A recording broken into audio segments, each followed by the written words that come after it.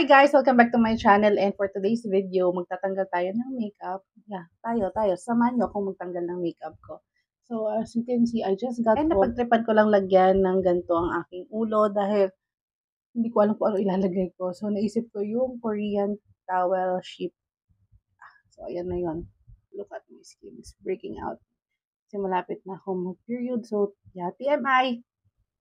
Bihira na lang ako bumili ng makeup remover wipes kasi minsan kailangan ko pa rin siya lalo na kung magta-travel or ano. O akala mo naman traveler. Kinokontra ko din yung sarili ko. So, ayun nga, ang ginagamit ko na ngayon ay itong Centella Light Cleansing Oil ng Skin 1004 na brand. So, ito, as you can see, ayan, kalahati na nga siya. Actually, this is my second bottle. Niinom yan, girl. Tinago ko pa nga itong bottle na to kasi feel ko i-recycle ko siya. Parang nanghihinayang ako itapon. And actually, umorder na uli ako dahil sakto 8-8 na yon nag-sale sila. And hopefully, makakuha pa ako ng another sale. As in, nakukuha ko to ng sale. Po-compute ko kasi yon pag bumibili ako ng makeup remover wipes.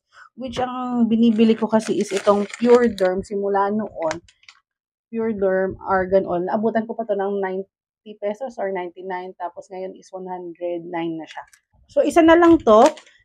Kasi bihira ko na nga lang magamit. One time nga, nung ito yung ginagamit ko, nag-expire na yung Pure Derm. Kasi parang nabuksan siya tapos ayun, ang baho niya na. Napakadali lang gamitin ng product na to as in. Pero syempre, hindi lang ito yung one product yung magtatanggal ng mga makeup residue. Pero ang grabe to makatanggal ng makeup. Guess niyo yun. Kasi syempre, underneath that makeup, meron pa yung mga talagang, kailangan mo parang double cleansing, gano'n. Napakahaba ng intro ko para lang sa product na to, diba? Pero kasi talagang I vouch for this product as in, hindi naman ako bibili ng second bottle kung hindi siya nagustuhan ng skin ko. So, ayun na nga. Yan, ito pa rin ako sa so. Ngayon na nga lang uli ako mag-video. Ayan na nga. Kasi natatawa ako kasi ngayon na uli ako mag-video and ayun, naisip ko lang na i-film ko ang pag-remove nito kasi gusto ko na actually madami nang man gantong video pero gusto ko lang i-share na talagang gusto ko itong product na to.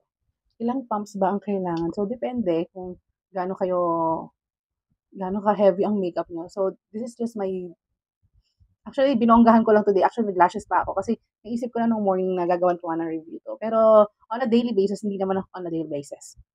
Pero on a daily basis talaga, hindi naman talaga ako pa false eyelashes. Pero parang trip ko na din. Kasi sayang naman ang false lashes ko siya.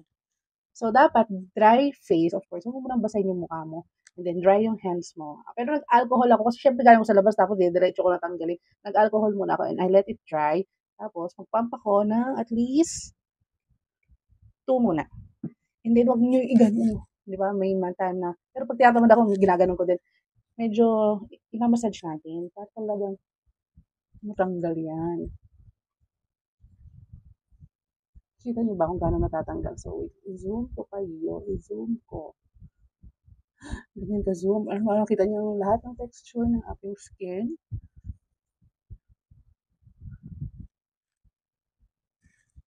And then this one.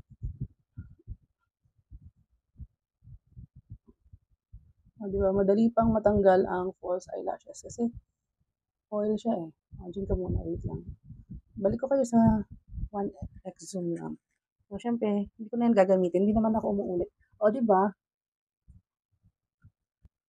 So, makita nyo yung diferensya nung may makeup sa natatanggal na. So, make sure yung mga crevices dyan. So, next naman is itong side nito. Ayan. Makita nyo, isang galon lang matanggal. Ayan. Nakita nyo na, hindi naman ganun ka-heavy ang makeup ko. Pero, yun lang. Tignan nyo. Ayan. 2 pumps lang yun. Ayan.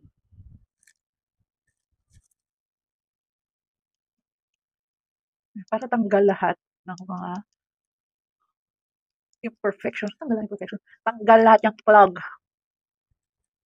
Mga barado dyan sa gilid ng ilong natin. Lalo na naka-makeup tayo.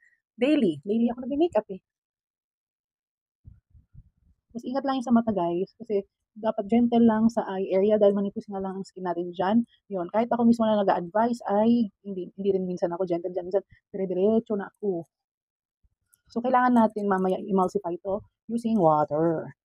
And after mo ma-massage yan, kuha na tayo ng water. Huwag natin i-dip agad or parang basain ng bonggang-bongga din yan. Sama natin yung lips. Kumuha ako ng tabo, hindi pa kasi maayos ang banyo namin. Siguro pag maayos sa pati lababo, makakapag-vlog na ako sa CR, sa bathroom. So, kuha lang ng water. Yan, pag nabasaan nyo na, mas matatanggal na yung makeup na yan.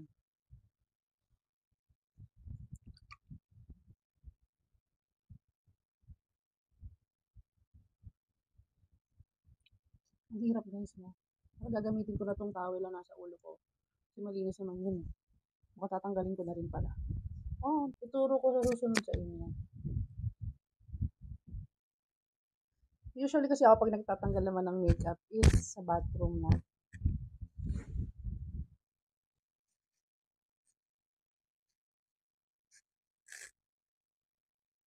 Hindi, para lang makita nyo. Usually, I don't wipe my face with towel. Kita nyo yan, yung mga butlig-butlig. Oh, sa kabila naman. Kita nyo yung mga natatanggal talaga, di ba? Yun yung nagagawa, no? Cleansing oil.